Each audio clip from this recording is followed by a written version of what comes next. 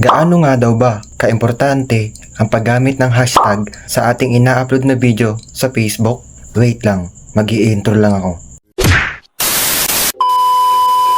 Mahalaga ang paggamit ng hashtag dahil malaki yung tsansa na masama yung mga video mo sa sinesearch ng wider audience gamit yung hashtag na ginamit mo, at malaki yung tsansa na dumami yung views ng mga videos mo, at maaaring madiskubre yung mga video mo gamit ang tamang hashtag na ginamit mo.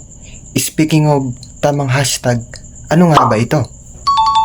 Ngayon ay bibigyan kita ng sample. Kapag yung content mo ay pagluluto, ano yung ilalagay mong hashtag?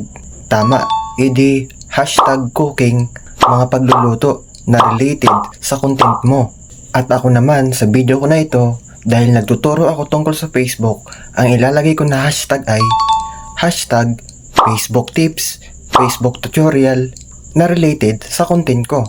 At paalala ko lang, kapag gagamit ka ng hashtag, dapat related sa mga content mo. Halimbawa, yung content mo ay pagsasayaw, tapos yung sinayaw mo ay touch by touch, yung ilalagay mong hashtag ay hashtag touch by touch. Huwag kayong maglalagay ng caption na hindi naman kilala, kasi meron akong nakita, nilagay niyang caption ay papawis muna. Anong kategory yun? Pustahan tayo. Walang sino man na wider audience ang magsasearch ng hashtag papawis muna dahil hindi naman ito kilala. Maaaring ikaw lang yung gumagamit nito, o kaya dalawa kayo ng kapitbahay mo.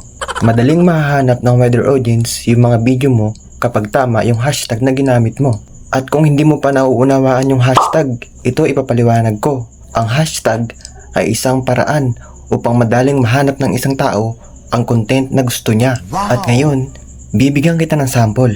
Halimbawa, magse-search ako gamit ang hashtag na fishing. Ang lalabas dun ay mga puro pangingisda lang. At kung ang content mo ay fishing din at nakagamit ka ng tamang hashtag, walang imposible na masama yung video mo dun. Paalala ko lang, iwasan mo yung paggamit ng hashtag na hindi naman related sa mga content mo dahil maguguluhan sa algorithm kung saang audience niya ilalagay yung mga content mo. At baka ito yung maging rason para pabayaan na lang ng algorithm yung mga video mo at hayaan niya na lang na maging mababa yung mga views nito. Ano, payag ka ba nun? At ngayon siguro naman alam mo na kung ano yung purpose ng hashtag, at alam ko rin na may purpose kaya mo napapanood to, kasi alam ko na isa ka sa tutulong para mas galingan ko pa sa susunod na content ko. At kung natulungan kita, aabangan ko yung comment mo. Isang pindot lang yan para makapollow.